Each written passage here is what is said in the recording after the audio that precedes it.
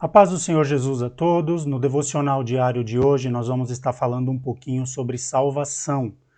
É uma dúvida que paira na mente das pessoas, principalmente as pessoas que não conhecem o Evangelho, que não tiveram um encontro ainda com Cristo, que não ouviram ainda falar de uma maneira mais clara sobre salvação. As pessoas se perguntam, afinal, preciso ser salvo do quê? A gente vai tentar abordar esse assunto de uma maneira bem simples e de uma maneira bem clara, para que a gente possa tentar aqui deixar esse assunto mais compreensível para aqueles que ainda não tiveram um encontro com Jesus. Nós vamos pegar por base aqui um texto que encontra-se na Epístola aos Romanos, capítulo 5, versículo 18, que diz: Portanto, assim como por meio da desobediência de um só homem muitos foram feitos pecadores, assim também por meio da obediência de um único homem muitos serão feitos justos. Amém? O que esse versículo quer dizer?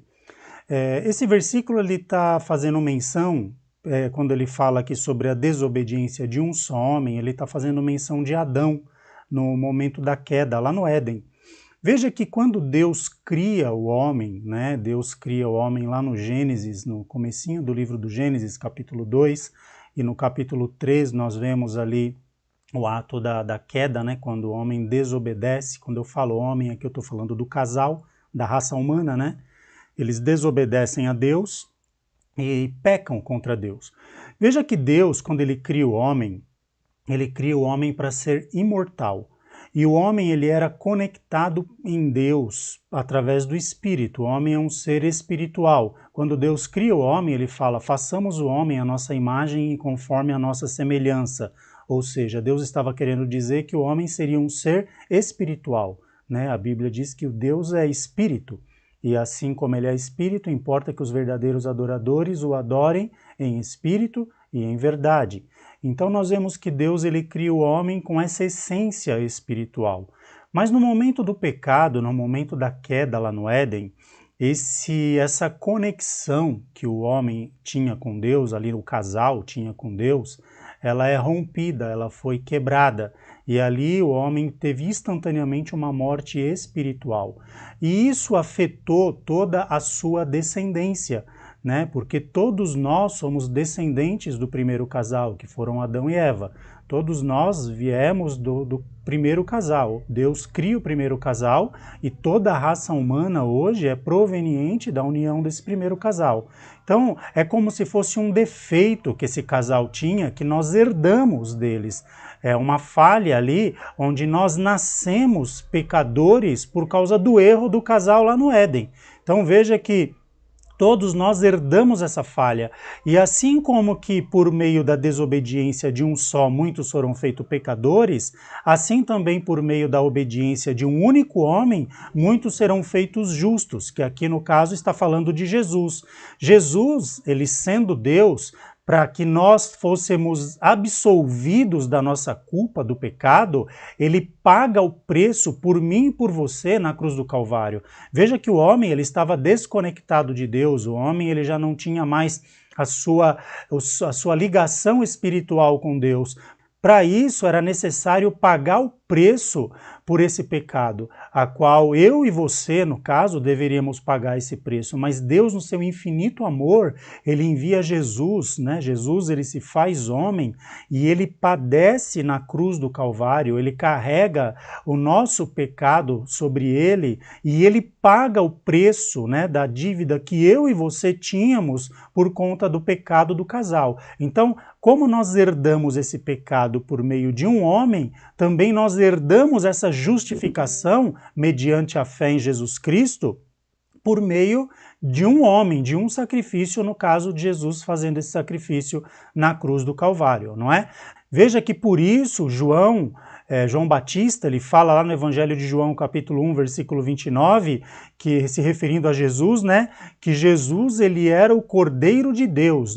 Diz assim, no dia seguinte João viu aproximando-se e disse, eis o Cordeiro de Deus que tira o pecado do mundo.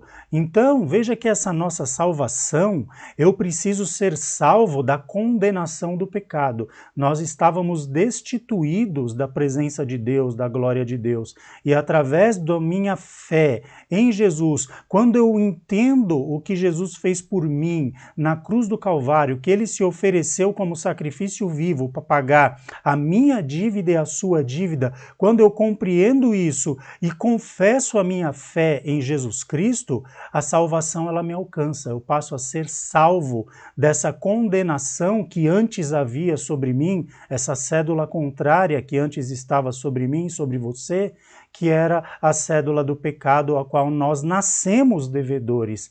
A pessoa ela não herda essa cédula depois de grande, ela nasce devedora, ela nasce pecadora. Veja que em Atos dos Apóstolos, capítulo 4, versículo 12, diz assim, não há salvação em nenhum outro, pois debaixo do céu não há nenhum outro nome dado aos homens pelo qual devamos ser salvos. Então, ou seja, aqui esse versículo faz menção de que fora de Jesus Cristo não há nenhuma salvação. Jesus Cristo, ele mesmo, no Evangelho de João, ele diz, eu sou o caminho, a verdade e a vida. Ninguém vem ao Pai se não for por mim. Jesus é o nosso único elo de ligação a Deus novamente. Ele vivifica o nosso espírito novamente, uma vez que ele tenha sido desconectado de Deus lá no Éden, nós somos vivificados, nós passamos a ser novamente seres espirituais, chamados agora de filhos de Deus, através do sacrifício de Jesus da cruz do Calvário. Um outro texto também, em Romanos 10, capítulo 10, versículo 9, diz assim, se você confessar com a sua boca que Jesus é Senhor e crer em seu coração que Deus o ressuscitou dentre os mortos, será salvo. Aí alguém pode pensar, mas é só isso que eu preciso fazer para ser salvo? Sim, é só isso. Você precisa entender o sacrifício da cruz, crer e confessar que Jesus Cristo agora é o seu Senhor e seu Salvador. Porque mediante a nossa fé em Jesus Cristo, nós somos salvos da ira vindoura, né? Porque o mundo ele já foi condenado, já foi julgado e condenado por Deus. E nós somos absolvidos dessa condenação mediante a graça de Deus. Veja que Efésios capítulo 2, versículos 8 e 9 diz, porque pela graça sois salvos, mediante a fé, e isto não vem de vós, é dom de Deus, não de obras, para que ninguém se glorie. Veja que a nossa salvação não é mérito nosso, é pela graça de Deus. E o que é graça? A definição mais simples de graça é um favor imerecido, é algo que nós não merecemos, mas que Deus nos concede mediante a nossa fé em Jesus Cristo.